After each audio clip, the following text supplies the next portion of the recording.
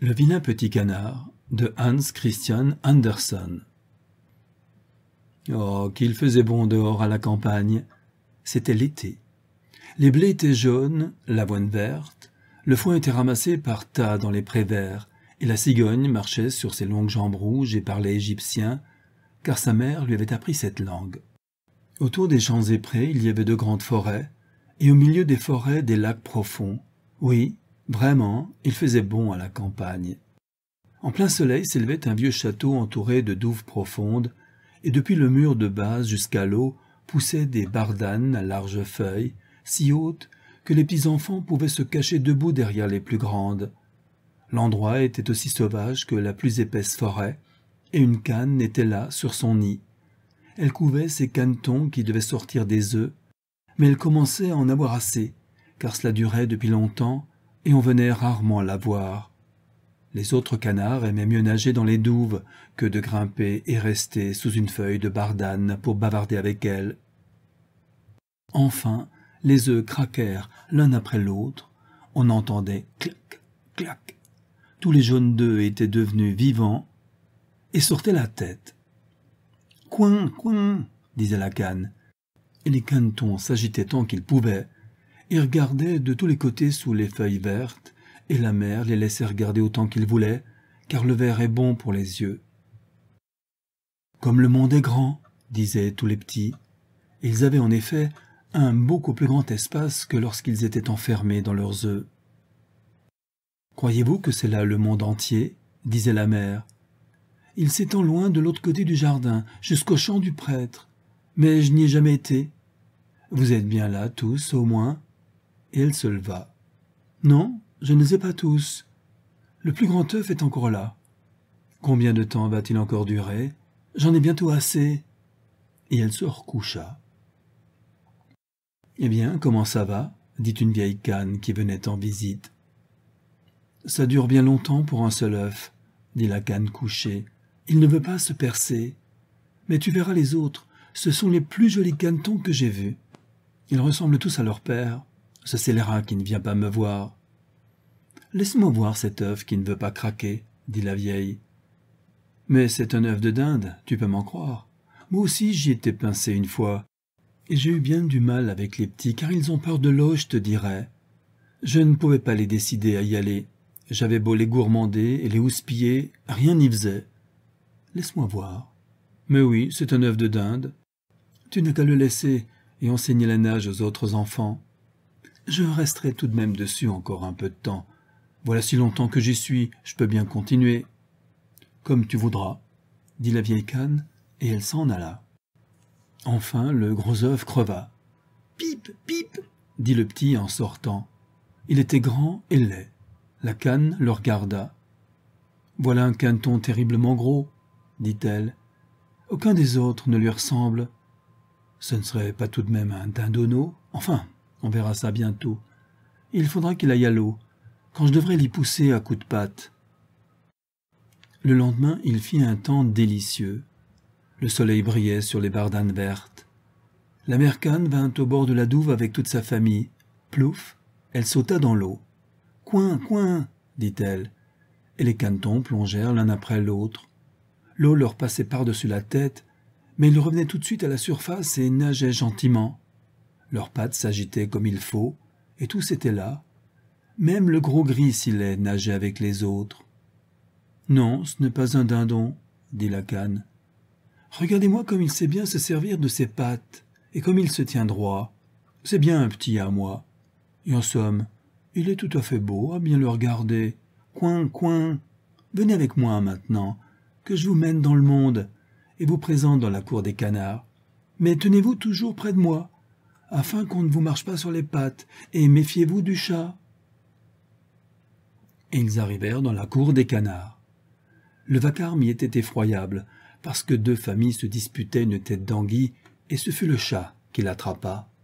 « Voyez, c'est ainsi que va le monde, » dit la mère canne, et elle se frotta le bec, car elle aurait voulu avoir la tête d'anguille, elle aussi. « Jouez des pattes, » dit-elle, « et tâchez de vous dépêcher, et courbez le cou devant la vieille canne là-bas, c'est elle qui a le plus haut rang de toutes ici. Elle est de race espagnole, c'est pourquoi elle est grosse. Et vous voyez qu'elle a un ruban rouge à la patte. C'est magnifique, cela. C'est la plus haute distinction qu'une canne puisse avoir. Cela signifie qu'on ne veut pas s'en défaire. Et que les animaux et les hommes doivent la reconnaître. Allons, grouillez-vous. Ne vous mettez pas dans mes pattes. Un caneton bien élevé marche en écartant les pattes, comme père et mère. C'est bien.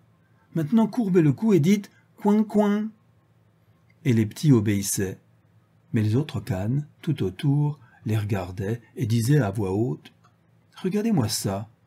Nous allons avoir une famille de plus, comme si nous n'étions pas assez nombreux déjà. » Et fi, quelle mine à l'un de ces canetons. Celui-là, nous n'en voulons pas. Et aussitôt, une canne de voler et de le mordre au cou. « Laisse-le tranquille, » dit la mère. « Il ne fait rien à personne. »« Non, » dit la canne qui avait mordu, « mais il est trop grand et cocasse, il faut le taquiner. »« Ce sont de beaux enfants que vous avez, la mère, » dit la vieille canne ornée d'un ruban à la patte. « Tous beaux, à l'exception de celui-là. Je voudrais que vous puissiez le refaire. »« Ce n'est pas possible, madame, » dit la mère canne. « Il n'est pas beau, mais il a très bon caractère, et il nage aussi joliment qu'aucun des autres. Et même, j'ose ajouter que, selon moi, il embellira, ou deviendra un peu plus petit avec le temps. Il est resté trop longtemps dans son œuf, c'est pourquoi il n'a pas eu la taille convenable. » Et elle lui lissa son plumage. « D'ailleurs, c'est un canard, dit-elle. Ça n'a donc pas beaucoup d'importance. Je crois qu'il sera vigoureux et qu'il fera son chemin. »« Les autres canetons sont gentils, dit la vieille. Faites donc maintenant comme chez vous, et si vous trouvez une tête d'anguille, vous pourrez me l'apporter. » Et ils furent comme chez eux.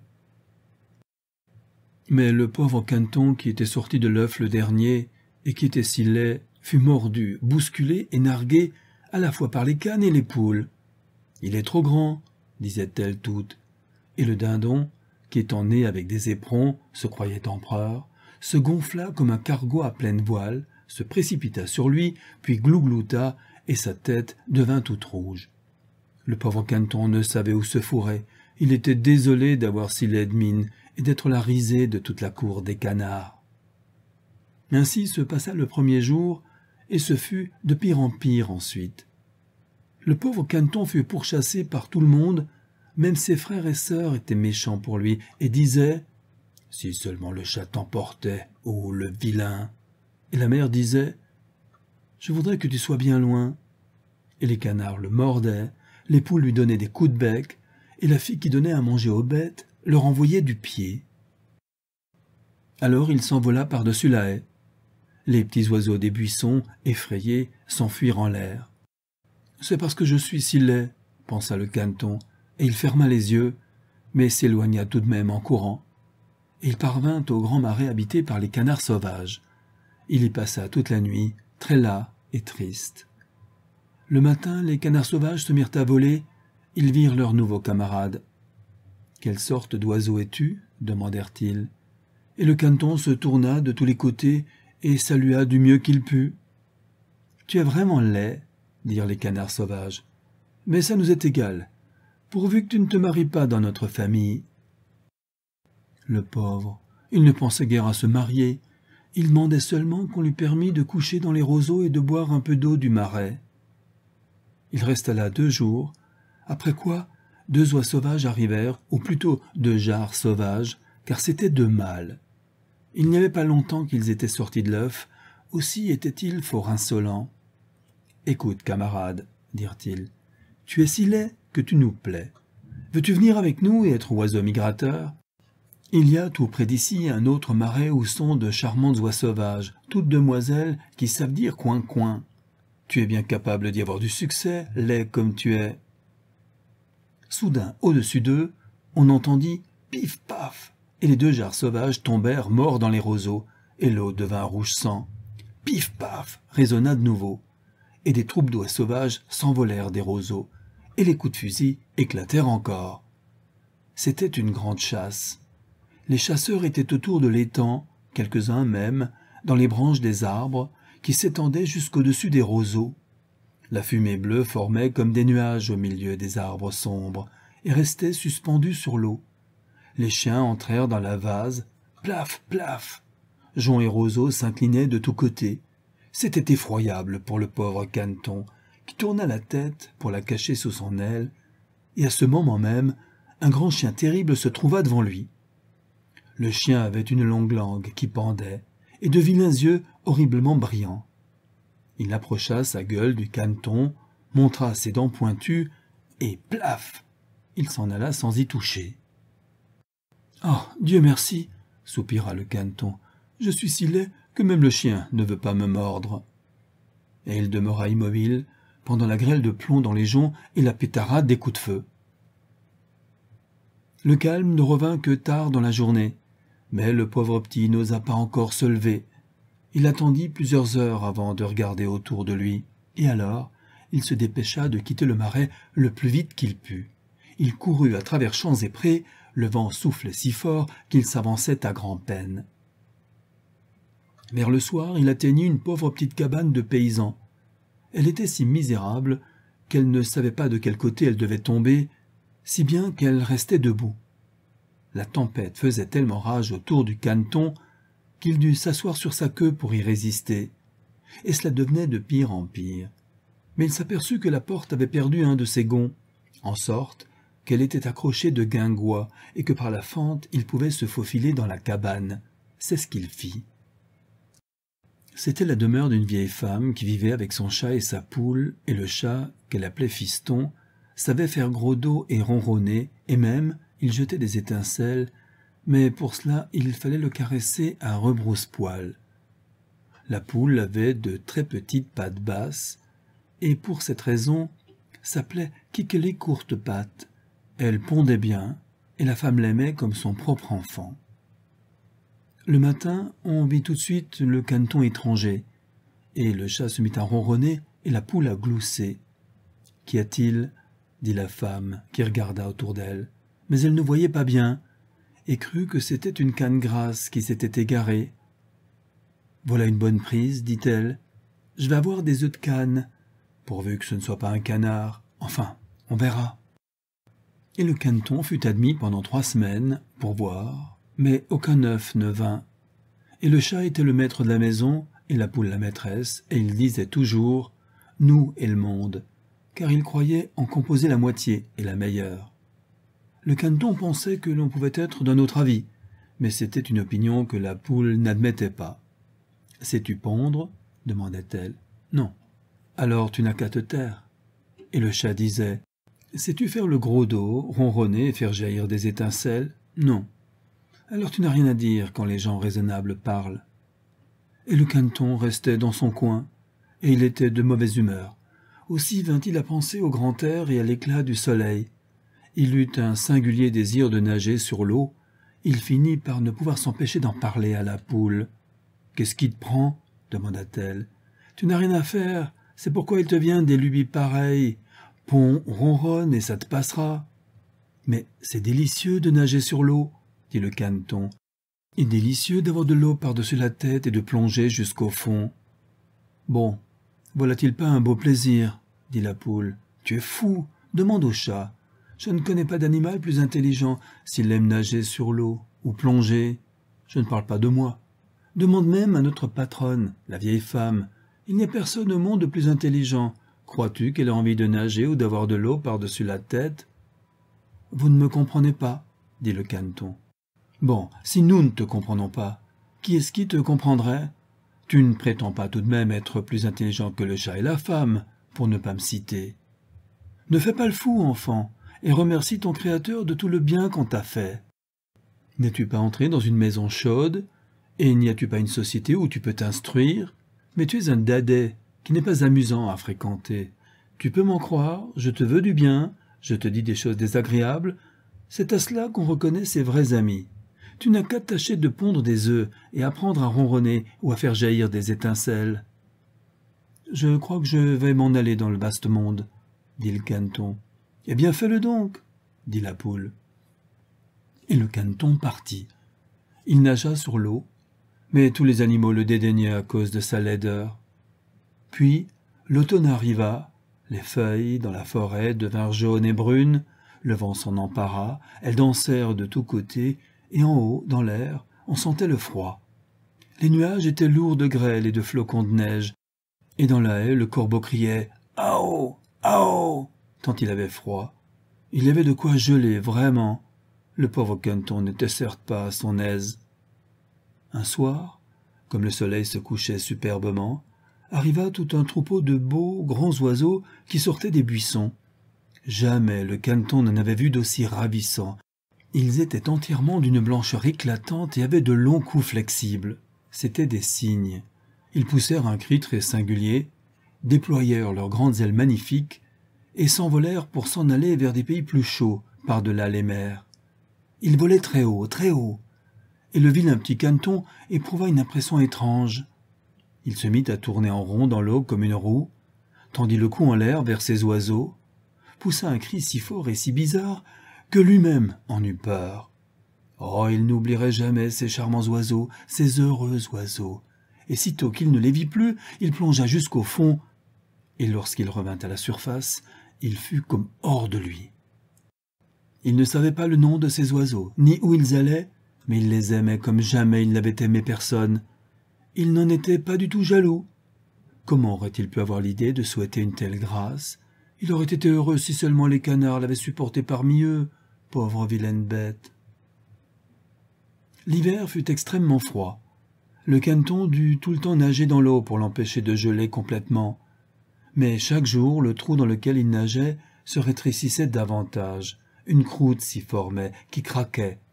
Le Canton devait toujours y jouer des pattes, afin que l'eau ne se fermât pas. Il finit par être si épuisé qu'il ne bougea plus et resta gelé, pris dans la glace. Le matin, de bonne heure, arriva un paysan qui le vit, brisa la glace avec ses sabots et l'emporta chez lui pour le remettre à sa femme. Là, il fut ranimé.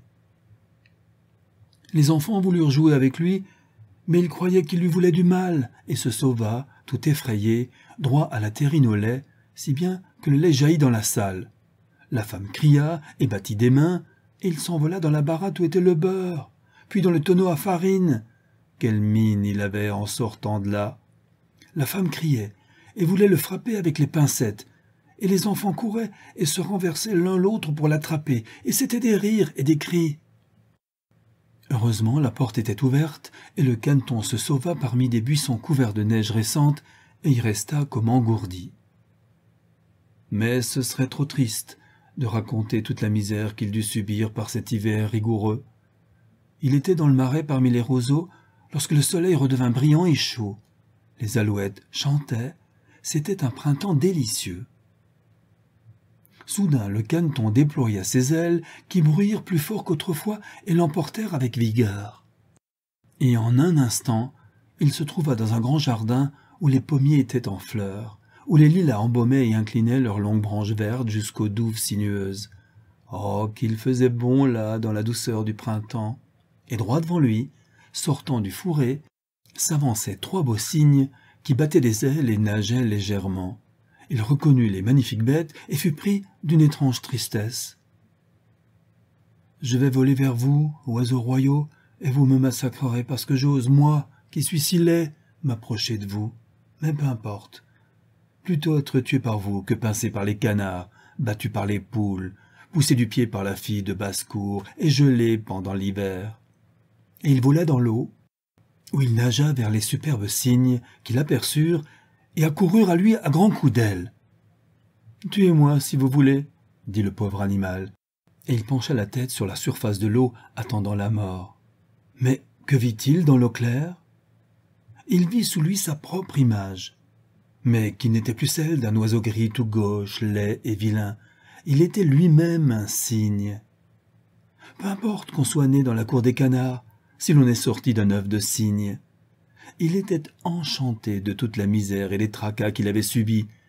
Il appréciait d'autant mieux son bonheur et la splendeur qui l'accueillait. Et les grands cygnes nageaient autour de lui et le caressaient avec leur bec. Des petits enfants arrivèrent dans le jardin, jetèrent du pain et du grain dans l'eau, et le plus jeune s'écria « Il y en a un nouveau ?» Et les autres enfants étaient ravis. « Oui, il y en a un nouveau !» Et ils battirent des mains et dansèrent en rond, coururent, cherchaient leur père et leur mère. On jeta dans l'eau du pain et de la galette, et tout le monde dit « le nous voit le plus beau, si jeune et si joli. » Et les vieux cygnes le saluèrent. Il était tout confus et se cachait la tête sous son aile. Il ne savait plus où il en était. Il était trop heureux, mais nullement orgueilleux, car un bon cœur n'est jamais orgueilleux. Il songeait combien il avait été honni et pourchassé. Maintenant, il entendait dire qu'il était le plus charmant des charmants oiseaux. Et les lilas inclinaient leurs branches sur l'eau jusqu'à lui, et le soleil brillait et réchauffait. Alors, ses plumes se gonflèrent, son cou mince se dressa, et ravi dans son cœur, il cria « Jamais je n'ai rêvé d'un tel bonheur quand j'étais le vilain petit canard. » Ainsi s'achève Le vilain petit canard de Hans Christian Andersen.